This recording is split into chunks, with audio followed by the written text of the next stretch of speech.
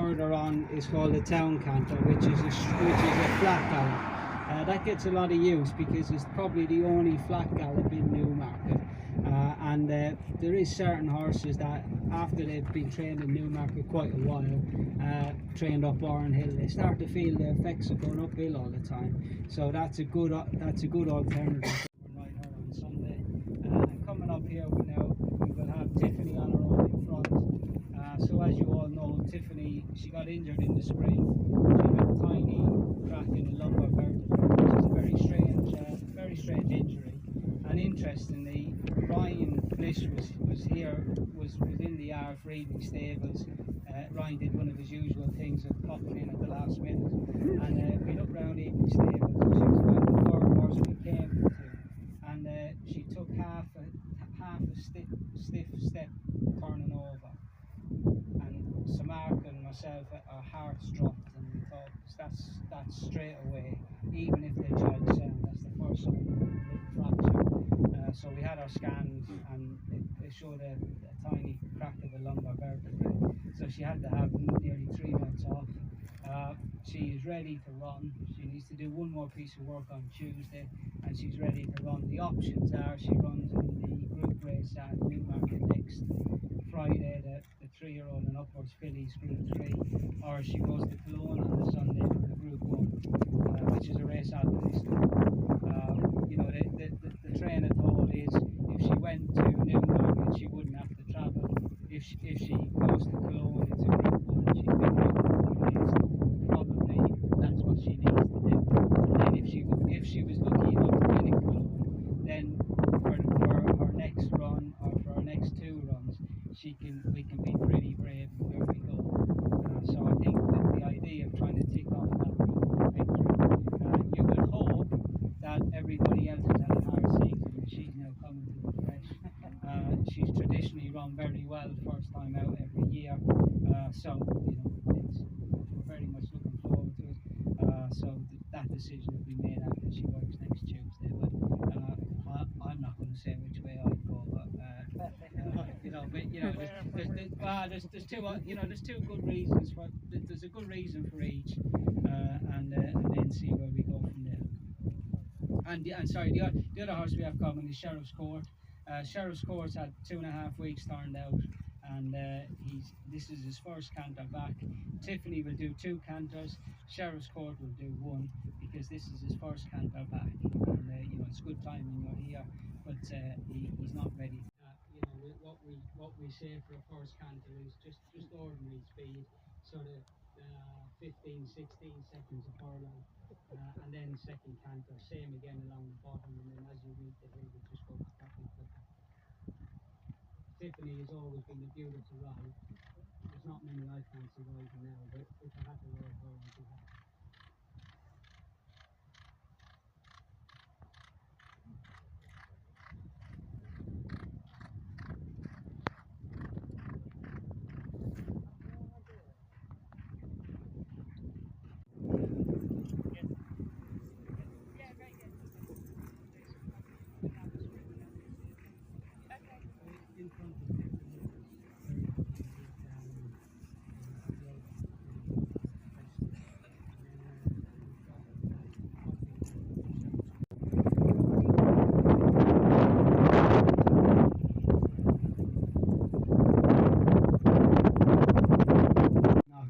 Choicely bred ones. I still think you've got a chance of getting a very good horse, and our modus operandi quite often at the sales is, cheaply park sell all our coals. Mr. Oppenheimer sells quite a few of his coals. Miss Rousing sells all her coals. Is always A, we know the families, and B, when that mating was done, it was done to breed the best racehorse, not for one to be commercial in the sales ring. And quite often their value as well, because they're not bred not to be commercially in fashion. Quite often they come with a bit of value because they may look backward, they may look like they need time, but because we're very lucky, we've had all the families, and so it's very important at black tie. When you think of Miss Rousing's Alpa family, it goes down through every branch, and the same for we're lucky with Marcia, went down through every branch. Over sure, wouldn't it be nice if we could start off that family with black tie? Yeah. Well, we've got small black tie, we could just do with that bigger black tie. But and it's very satisfying when you build them through. They start off at quite a low ebb, and then you build them through, and it's very, very satisfying when they get there with the black tie. And on that note about the breed,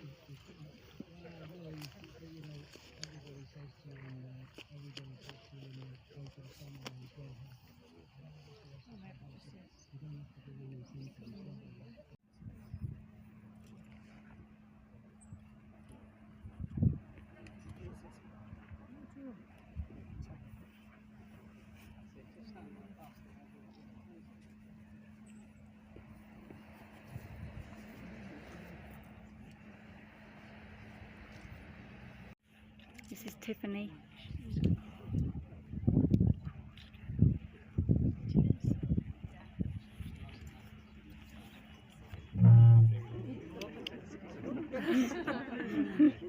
Sorry.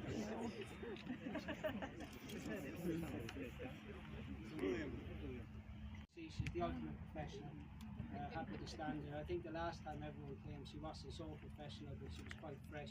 She was just at the start of her rehab.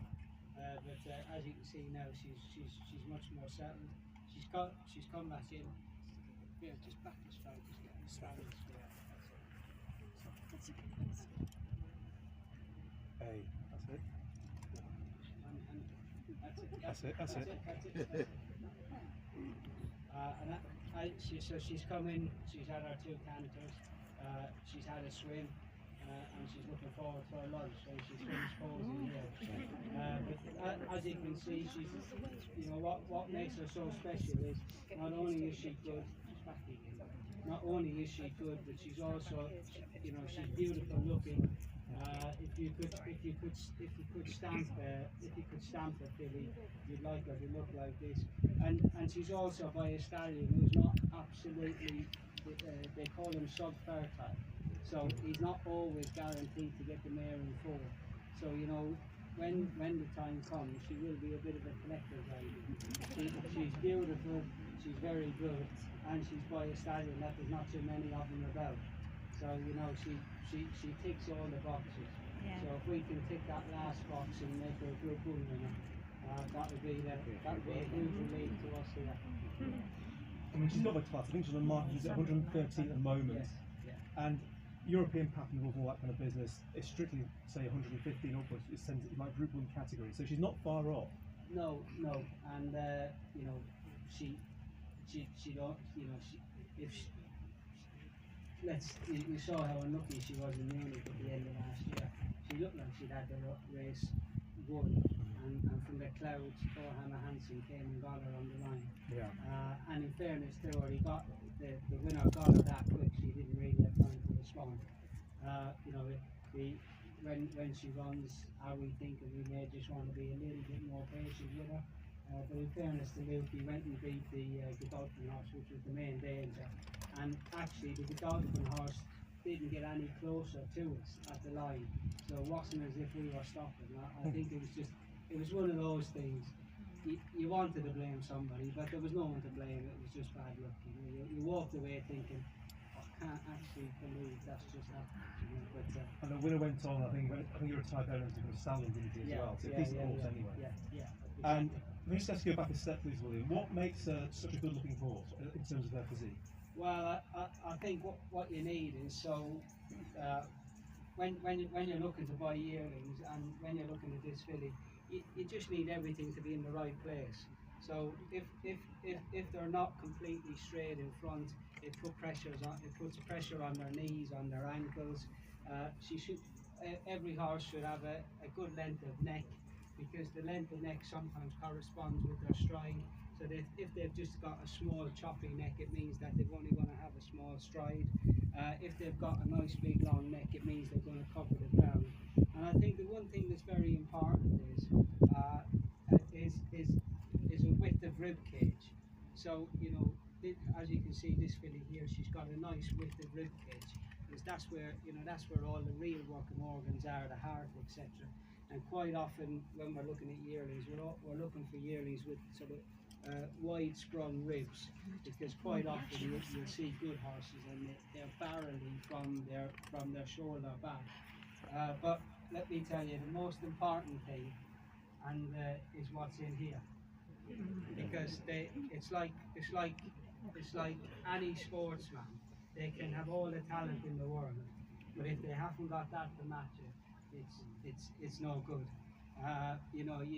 I don't know who's into football, but you see Marcus Rashford playing for Barcelona last night, and he wouldn't lift a leg for Man United. So it's all up here. Alpinista, we're very lucky. Tiffany, Alpinista, Marsha, they were absolute pleasures to go racing with, because you knew most of the time they brought their A game. They may not always win, but they never really ran a bad race. And also they were professional. You weren't worried where they're going to go. You weren't worried where they're going to go mad. And people would always say, "Oh, we must be getting a bit toey now. It's 2 days to the big race." You couldn't wait to get up on the morning with the big race, because it's a privilege to be able to go racing with these sort of horses. Yeah. And people say, "Oh, is there pressure training?"